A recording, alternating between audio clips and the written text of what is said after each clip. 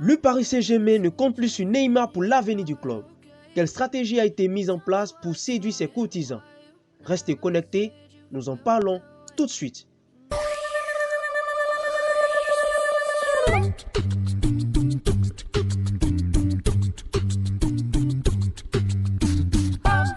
Allons avant tout du côté de Liverpool. La surprise! Liverpool aurait décidé de mettre en vente Mo Salah. Et pour tout club en voulant le recruter devrait mettre sur la table 75 millions d'euros. Pourtant, malgré son éventuel départ, Mo Salah reste déterminé à continuer avec le club. Seko Fofana. Les dirigeants du PSG auraient commencé à discuter avec les dirigeants lensois au sujet de Seko Fofana. Le RC Lens en entendrait entre 30 et 40 millions d'euros.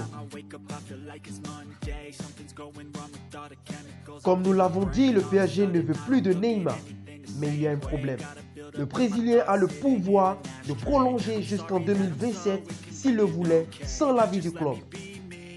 Alors le PSG a un plan très simple pour séduire les clubs européens, le proposer à un prix relativement bas. Alors pour recruter la star brésilienne, il faut mettre sur la table 50 millions d'euros.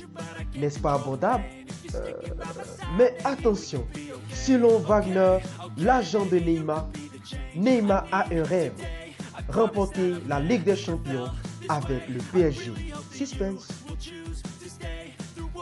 Paul Pogba est de retour à la Juventus. Le saviez-vous? Le Français va diminuer ses émoluments par 2. Cette saison, il percevait environ 16 millions d'euros par an de l'autre côté de la Manche. Mais en Italie, il ne devrait recevoir que 8. Un salaire tout de même XXL, mais bien loin de celui qui était le sien en Angleterre. Lors de son premier passage en Italie, il aurait pris part à 77 matchs dans toutes compétitions confondues, en inscrivant 34 buts et distribuant 40 passes décisives. Des statistiques plus ou moins équivalentes à celles qu'il a du côté de Manchester United, mais en 233 matchs. La grande question sera désormais de voir s'il retrouve son niveau d'antan.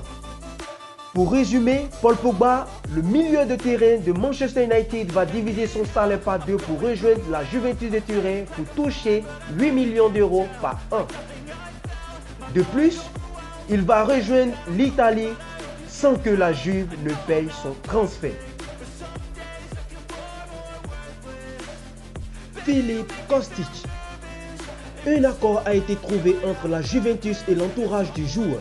Depuis maintenant quelques semaines, on sait que la Juventus Turin est intéressée par le profil de Philippe Kostic.